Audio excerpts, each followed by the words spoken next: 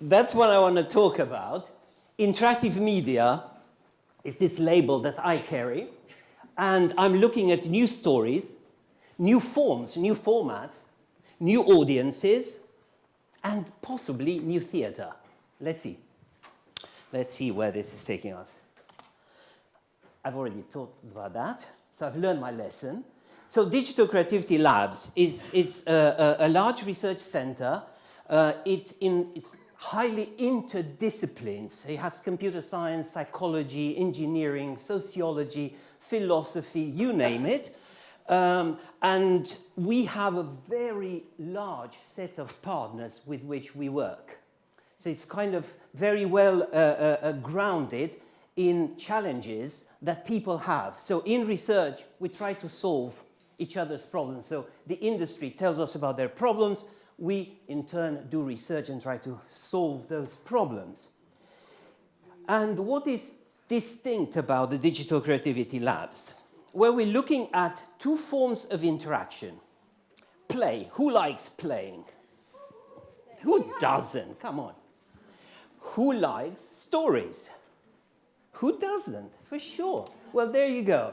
Play is essential to learning, to well-being, to the way we are, to the way we make sense of the world. And it's not just us humans that play, but also animals. And where in the tree of life play emerges and disappears, I'm not quite sure. I don't know where the boundary is, but for sure animal plays as well.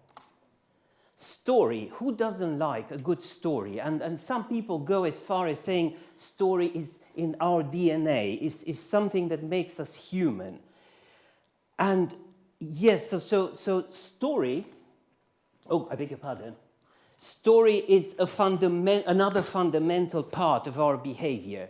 So by combining story and play, we kind of reach more or less everything that we have. Now, in the digital space, digital games. Who doesn't play digital games? Anyone doesn't play digital games? All right, I didn't phrase that question properly. I think what I want to say, anyone does not, but I think those who put their hands up is they do. Video games is part of your lives, guys. I think you kind of live in these spaces. But what about story? What happens to story in the digital space? Of the young guys, do you still watch films?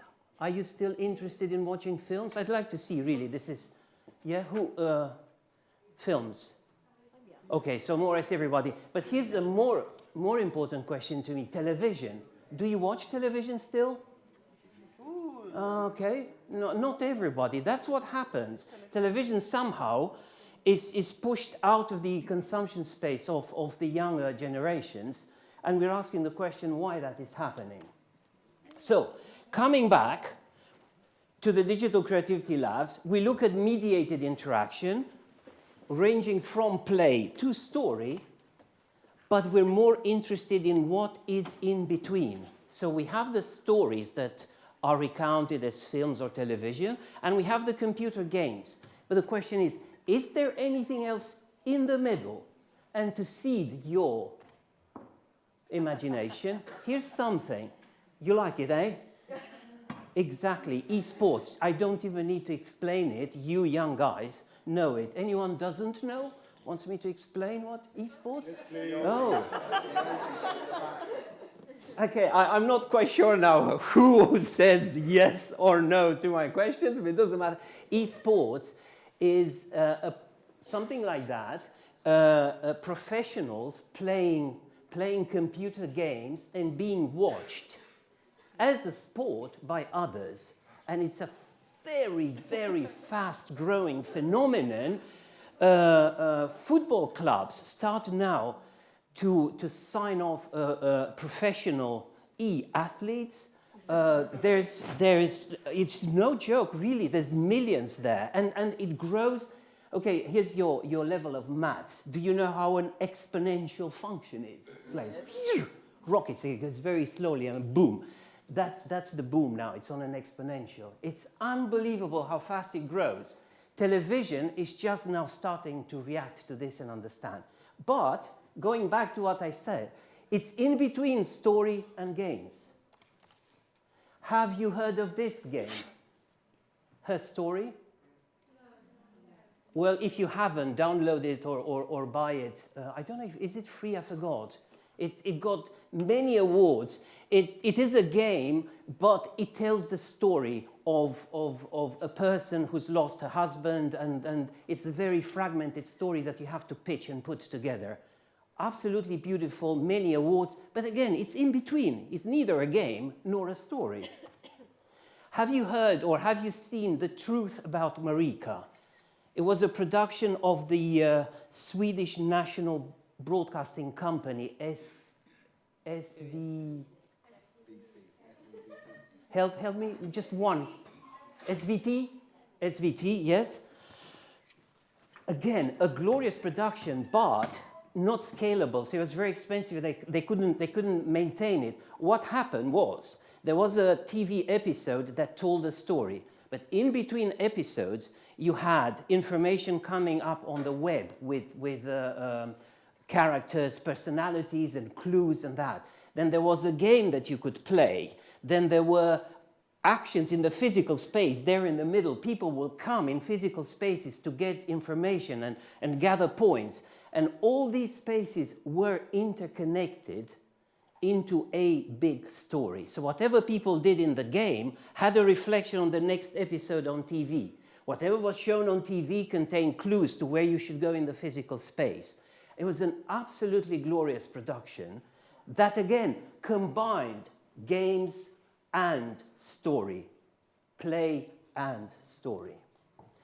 What do we do in the Digital Creativity Labs that's distinctive from other places is that we put artificial intelligence in that space in the middle. So now, whatever you put on a medium, or whatever you don't put on a medium, will have the ability to react.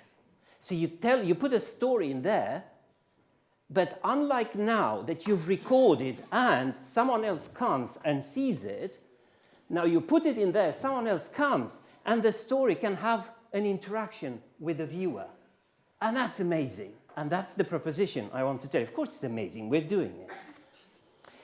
And we're looking at applications not just in entertainment, but also in healthcare if you want, in education. Laura made a suggestion that education should be fun. Indeed, education should be fun, and we're looking at that proposition now, and we try to make games for education. But also you need to be directed on a route. Then also in science, so I'm not sure if you know that there are games that through crowdsourcing get people's brain power and try to solve humanity problems, just distributing a problem to millions of people who play, and then we just gather all that data, as you have the big data thing there, gather that data and try to understand and even progress in science. Right. So that's the Digital Creativity Labs. Again, commercial break. Do come to York and study. Right. Now, what do I want to ask today with a few examples are these questions.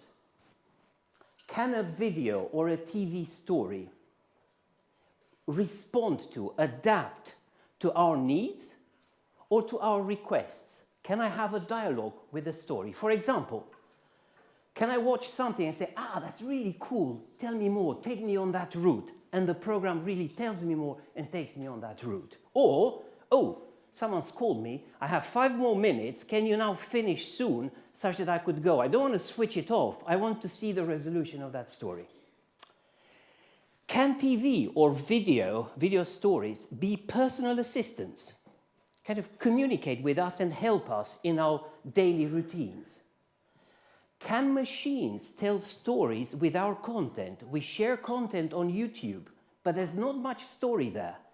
Can there be machine intelligence that puts story together? out of that content? Can intelligent video allows us to talk to each other better when we're not in the same space? I'm alluding to video conferencing. Can theatre be performed when actors are not in the same physical space? And finally, when we put all these together, what do we get? So this is a production that was done with technology that I've been involved in developing, and it was broadcast by YLE. I presume everybody who's from Tallinn knows YLE. That's the Finnish national broadcasting company. We made Accidental Lovers. It's a funny story of Romeo and Juliet. The old woman is called Julia. Surprise, surprise. And what do you think the young man's name is? Rupe. Who was Ellen? That's a very good, whoever said that. Rupe. And there's a love story between them, kind of funny thing. It's a 20-minute long episode, and it's been authored not as a linear story, but as a story space. And each time we broadcast it, people, the audience, so it's only one channel to everybody, but the audience can, at any moment in time, send text messages to the production, whatever they feel. And we have an artificial intelligence module that extracts mood, understands a bit what the people want in terms of plot and how the action should work. And each time this 29-minute episode is viewed, we get a slightly different story told slightly differently about Rupe and Julia. And this was broadcast 12 times in 2006 and then going into 2007. And we reached numbers of 500,000, which for Finland we think is quite good. That's about 10% of the country. So quite proud of that. And recall that it was the same thing that was broadcast, and the program was put together by machines when people viewed the show on television. A more recent example, and this is not done, is a cooking companion. Some work started by BBC and some guys at Newcastle University, which we are now retake and develop. And the idea is that you turn your TV on, you come home, you turn your TV on, you want to cook something, and you don't open a book and read and da-da-da-da-da. You just start the program, you say, I'd like to cook this. And then the program starts to tell you through the cooking experience, based on all the sensors that exist in your intelligent kitchen. Have you heard of the Internet of Things? Some yes, some no. The idea is that everything, almost everything in the world, any object, will have some sensor that will be able, in a form or another, talk to the internet. So, movement in the house, temperature in the hob, in the oven, what the temperature is in the oven, how long the oven was running for, even what is in the oven are things that we may be able to know because these devices are all going to be connected to the internet. So I start to use the pans and pots and eggs and da-da-da-da-da at my own pace, and the TV program follows my progress and gives me advice on how to move on. And if I want to have a glass of wine, which I very much like to, even now, but I haven't got one now, I'll stop and have a glass of wine, and the program entertains me with telling me, oh, that's a really good wine, excellent Sauvignon Blanc from New Zealand. Okay. So the idea is that the TV program is now accompanying my life, my existence in my living room, in my kitchen. And we're actually currently working on developing this product. But what is relevant from these two examples? Do you know how film is made? From clips. You clip things from video and you put them one after the other, That's simplification, of course, but in principle. So what happens with these TV programs that I mentioned is that the clips are not pre-arranged by an editor, but they are arranged by the machine when we watch it. So here's the question. Can the machine, therefore, arrange and work with clips that you may take on your mobile phones of an event, say a music show, if you all share that content? And the answer is yes. And that's what we've done with a project run together with BT, British Telecom. We took a smaller type of concert. That's a school concert where you have family and friends and they all take video clips on their mobile devices. Then they all put this in a repository like a YouTube thing. And then I'm now that performer, and I can say, Granny, if you want to watch me, go there and put in my name and you'll see my story. But so can Dirk. He says to his granny, Granny, put in my name and you'll see my performance. And what will you see? Well, you'll get different experience from that. For example, I beg your pardon. For example, this young man, a singer, is the protagonist. We see an establishing shot of the whole space. Then we see him in his own room. He's uploaded that stuff, rehearsing. Then he's just before the performance. He's announced, he's on stage, and then he's congratulated. And we actually implemented such a machine that was able to compile different stories of the event based on content uploaded by people. So all you had to do was upload, upload. That's all. Press a button, you get the stories. Alluding to Dirk's democracy and our freedom of speech and news and fake news, this paradigm is a godsend for news, where we grab information from various people, but it's also very dangerous. And I'm going to leave it there, hopefully for questions later. Now, the next paradigm, video conferencing. Do you know how television works?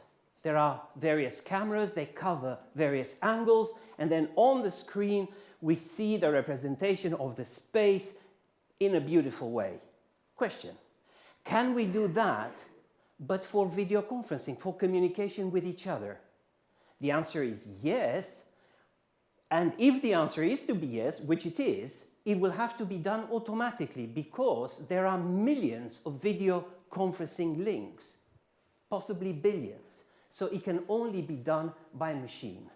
And we had a very large project looking at that, and we have built technology that is able to understand communication cues, communication patterns, and reframe cameras in various spaces and connect 2 or 3 or 4 rooms with multiple cameras and allow you to move freely in the room and to talk freely to the others and capturing the right angles that needed to be seen elsewhere. So I presume everybody here uses Skype, yes?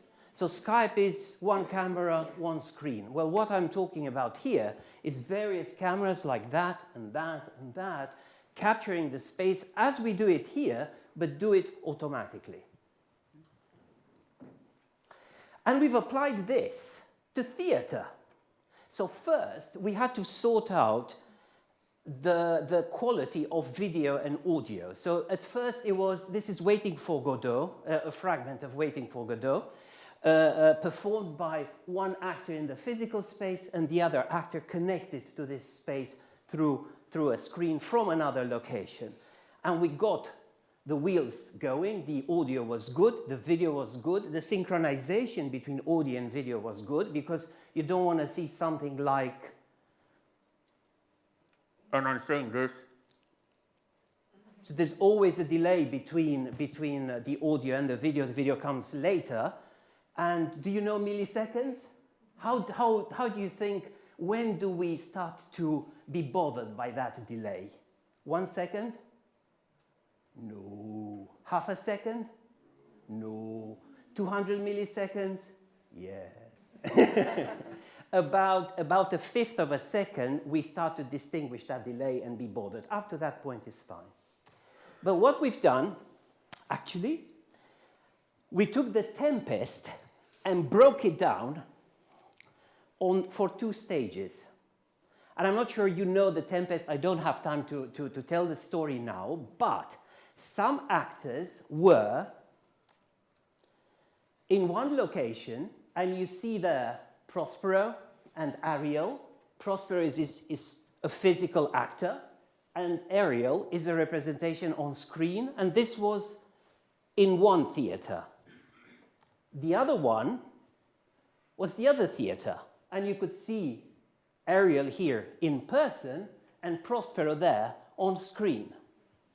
And we connected these 2 spaces through multiple cameras able of taking various angles of the performance, such that each audience, both in the Maritime Museum and in Dogbite, each audience was able to get a proper theatrical performance and understand the story.